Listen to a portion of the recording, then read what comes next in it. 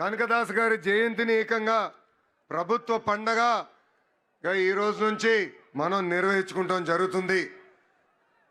ఈరోజు పెద్ద ఎత్తున కనకదాస్ గారి విగ్రహం కూడా మన ఆవిష్కరణ చేసుకుంటాం కూడా నాకు చాలా చాలా ఆనందంగా ఉంది.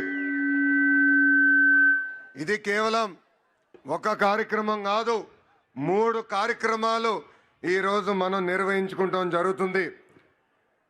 కనకదాస్ గారు ఆయన రాసిన గొప్ప పాటలతో ఏకంగా కృష్ణుని కూడా తన వైపుని తిప్పుకున్నారు.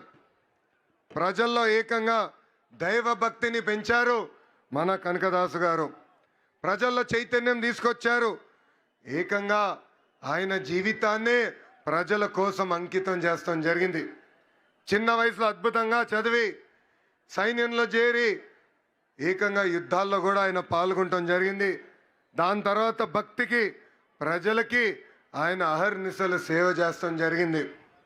ఒకరోజు కనకదాసు గారి గురువు నీకు మోక్షం పొందాలా లేదా అని అడిగినప్పుడు ఆయన ఒక్క మాటే చెప్పారు, ఏ రోజైతే మనకి అహంకారం తగ్గుతుందో ఆ రోజే మనకి మోక్షం దొరుకుతుందని చెప్పిన గొప్ప వ్యక్తి కనకదాసు గారు. కనకదాసు గారి జీవితం మనందరికి ఒక స్ఫూర్తి. ఆయన చూపించిన మార్గం సమాజానికి ఒక ఆదర్శంగా నిలబడుతుంది. ఉమ్మడి అనంతపూర్ జిల్లాకి మా కుటుంబం చాలా రుణపడి ఉంటుంది. విశ్వవిఖ్యాత నట సార్వభౌమ స్వర్గశ్రీ నందమూరి తారక రామారావు గారిని 3 సార్లు గెలిపించి శాసనసభకు పంపించింది అనంతపురం జిల్లా. నా మామ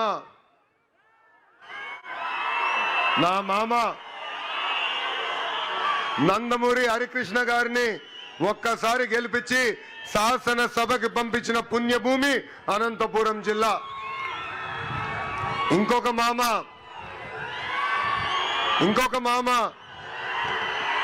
కూతురిచ్చిన మామ నా ఒక్కడికే ముద్దల మామయ్య మీ అందరి బాలయ్య అని కూడా 3 సార్లు హ్యాట్రిక్ గా గెలిపించి శాసనసభకి పంపించిన గొప్ప నేల అనంతపురం నేల. ఈ నేలకి మేము ఎంత చేసినా తక్కువే. మా జీవితాంతం మీకు రుణపడి ఉంటామని ఈ సభాముఖంగా మీ లోకేష్ మీకు హామీ ఇస్తున్నారు. అనంతపురం అంటేనే తెలుగుదేశం పార్టీ, తెలుగుదేశం పార్టీ అంటేనే అనంతపురం. మా కురుబ సోదరులు నాడు నేడు ఎప్పుడూ తెలుగుదేశం పార్టీకి అండగా నిలబడ్డారు. అన్న ఎన్టీఆర్ దగ్గర నుంచి బాబు గారి వరకు కురుబ సోదరులంటే గుండెల్లో పెట్టుకుని కాపాడుకుంటారు. అందుకే మీరు చూస్తే కురుబ సోదరులకి కార్పొరేషన్ ఏర్పాటు చేశాం. 300 కోట్ల రూపాయలు మనం నిధులు కేటాయించి అనేక పనులు చేశాం. గతంలో కురుబ సోదరుల కోసం పెద్ద ఎత్తున భవనాలు కూడా మన ప్రభుత్వం కడతాం జరిగింది. ఇంతేకాదు రాజకీయంగా ఆర్థికంగా మా కురుబ సోదరులకి స్వాతంత్రం వచ్చిందంటే దానికి కారణం తెలుగుదేశం పార్టీ.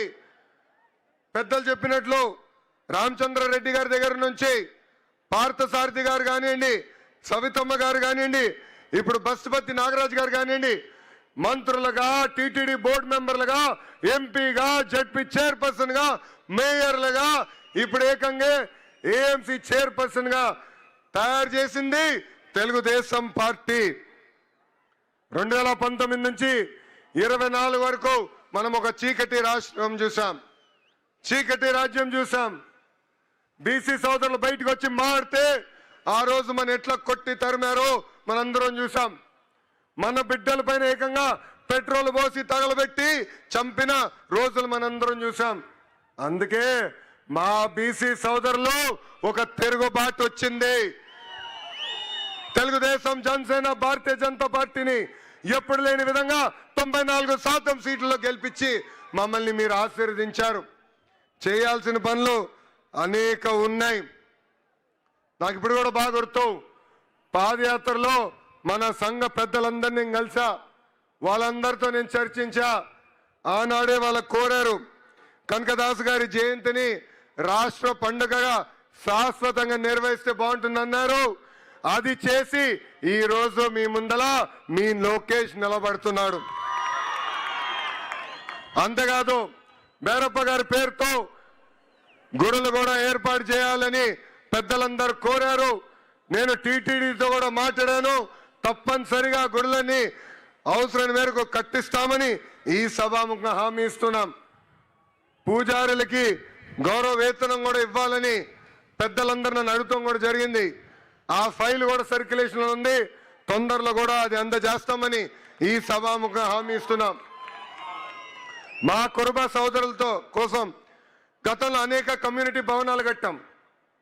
చివరి దశలో పనులకు వచ్చి గల ప్రభుత్వాలు మారినాయి. ఆ పనులు పూర్తవలేదు. వచ్చే 12 నెలల్లో కురుబ భవనాలన్నీ పూర్తి చేసి మా కురుబ సోదరులకు అందజేసే బాధ్యత మీ లోకేష్ తీసుకుంటాడు. ఆదరణ పథకం కింద పనిముట్లు అందజేయాలని గౌరవ ముఖ్యమంత్రి గారు ఇప్పుడే గౌరవ మంత్రి సవితమ్మ గారితో కూడా చర్చిస్తాం జరిగింది. ఆ కార్యక్రమం కూడా ముందలు తీసుకెళ్తాం. కురుబ సోదరులకి ఇన్సూరెన్స్ కార్యక్రమం కూడా చేస్తే బాగుంటుందని పెద్దలు గతంలో కోరారు. అదేవిధంగా గొర్రెలకి మేత కానివ్వండి, మందులు కానివ్వండి, షెడ్లు కూడా ఏర్పాటు చేస్తే బాగుంటుందని కోరారు. నాకు అన్న సమానమైన నా పవనన్న కూడా పంచాయతీరాజ్ గ్రామీణాభివృద్ధి శాఖ మంత్రిగా ఉన్నారు. ఏకంగా ఆవుల కోసం ప్రత్యేకంగా షెడ్లు కూడా ఆయన ఏర్పాటు చేస్తున్నారు. తప్పనిసరిగా మా కురుబ సోదరులకు అవసరమైన మేరకు షెడ్లు కూడా ఏర్పాటు చేసే విధంగా మా అన్నతో నేను మాట్లాడి చేస్తానని ఈ సభాముఖం మీ అందరికి నేను హామీ ఇస్తున్నా. ఇప్పుడే పెద్దలు సురేందర్ బాబు గారు మాట్లాడుతూ నన్ను ఒక విషయం అడిగారు. భైరవ తిప్ప ప్రాజెక్ట్ పూర్తి చేస్తే బాగుంటుందని కోరారు. భైరవ తిప్ప ప్రాజెక్ట్ శంకుస్థాపన చేసింది తెలుగుదేశం పార్టీ, పూర్తి చేసేది కూడా ఒక తెలుగుదేశం పార్టీనే. కరువు ప్రాంతం లాంటి అనంతపూర్ జిల్లాలోనే కార్లు పండించే విధంగా అనేక పరిశ్రమలు మేము తీసుకొచ్చాం. సాగునీటి ప్రాజెక్టులు పూర్తి చేస్తాం. మన జిల్లాలో నిరుద్యోగ యువకులకి పెద్ద ఎత్తున ఉద్యోగాలు కల్పించే లక్ష్యంతో ఈ రోజు పరిశ్రమలు మేము తీసుకొస్తున్నాం. తప్పనిసరిగా ఈ సాగునీటి ప్రాజెక్టు పూర్తి చేస్తాం. హార్టికల్చర్ పెద్ద ఎత్తున పూర్తి చేస్తాం. ఆంధ్ర రాష్ట్రంలో తలసరి ఆదాయంలో మన జిల్లా ఇప్పుడు 5వ స్థానంలో ఉంది. అందరం కష్టపడితే రాబోయే 3.5 సంవత్సరాల్లో 3వ స్థానాన్ని కూడా తీసుకెళ్లే బాధ్యత తెలుగుదేశం పార్టీ తీసుకుంటుందని ఈ సభాముఖం మీకు హామీ ఇస్తున్నాం.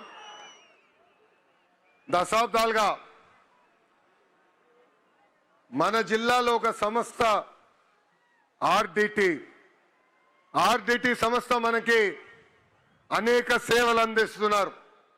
ఆసుపత్రులు కానివ్వండి, స్వయం ఉపాధి కానివ్వండి, పాఠశాలలు కానివ్వండి, పెద్ద ఎత్తున వాళ్ళు మనకి సేవ చేస్తున్నారు. కొన్ని కారణాల వల్ల వాళ్ళకి రావాల్సిన లైసెన్స్ కొంచెం ఆలస్యమైంది. కానీ నేను నా బాధ్యతగా తీసుకుని ఆ ఫైల్స్ అని నేను ఢిల్లీకి తీసుకెళ్లి అనేక సార్లు కేంద్ర ప్రభుత్వంతో మాట్లాడి ఈ రోజు శాంక్షన్ చేయించుకుని మేము వచ్చాం. ఆర్డిటిని కాపాడితే కాదు, ముందరికి ప్రోత్సహించే బాధ్యత మేము తీసుకుంటామని ఈ సభాముఖంగా అనంతపూర్ ప్రజలందరికీ నేను హామీ ఇస్తున్నా. ఇక్కడున్న బీసీ సోదరులందరూ కూడా ఒక విషయం ఆలోచించుకోవాలి. మనకి రాజకీయ స్వాతంత్రం వచ్చింది తెలుగుదేశం పార్టీ వాళ్ళనే. అన్న ఎన్టీఆర్ దగ్గర నుంచి బాబు గారి వరకు మనకి అండగా నిలబడ్డారు. ఇప్పుడు మీ లోకేష్ మీ ముందర నిలబడుతున్నాడు. గతంలో నేను 3132 కిలోమీటర్లు పాదయాత్ర చేశా. ఉపకులాల వారిగా మిమ్మల్ని అందరినీ కలిసా. మీ సమస్యలు నేరుగా నేను తెలుసుకున్నా. ఆ సమస్యలన్నీ ఇప్పుడు నా గుండెల్లో ఉంది. పరిష్కరించే వరకు నేను నిద్రపోనని ఈ సభాముఖంగా మా బీసీ సోదరులందరికీ నేను హామీ ఇస్తున్నా. ఫైర్ బ్రాండ్ మంత్రి అమ్మ ఉంది. ఎవరు సవితమ్మ. ఎప్పుడు నాతో దెబ్బలాడుతుంది. చెప్తా ఉంటా బీపీ బిల్లలు తీసుకో తల్లి అని. చెప్పిన పని అయ్యే వరకు ఎవరిని వదిలిపెట్టదు. 6 నిమిషాలు మా వెనకాల పరిగెత్తి చేపిస్తుంది తల్లి. ఇప్పుడు తల్లి పైన కూడా బాధ్యత ఉంది. ఒక బీసీ సంక్షేమ శాఖ మార్చులుగా ఆనాడు మనం ప్రజలకు ఇచ్చిన హామీ ఒక పద్ధతి ప్రకారం నిలబెట్టుకోవాలి. మేడం గారు పక్కన ఆర్థిక శాఖ మార్చులు కూడా నుంచున్నారు, కేశవన్న గారు. డబ్బులు కూడా త్వరితగతిగా విడుదల చేయాలని ఈ సభాముఖంగా పెద్దల్ని కూడా కోరుకుంటూ, అదేవిధంగా పార్థసారథి ఉన్నారు వేదికమైన, ఆయన మన తరఫున కేంద్ర ప్రభుత్వంతో పోరాడుతున్నారు. కేంద్రంలో అవసరం నిధులు మన కోసం ఆయన తీసుకొచ్చేదానికి అహర్నిశలు కష్టపడుతున్నారు. ఆయన కూడా కోరేది ఒక విషయం ఉంది.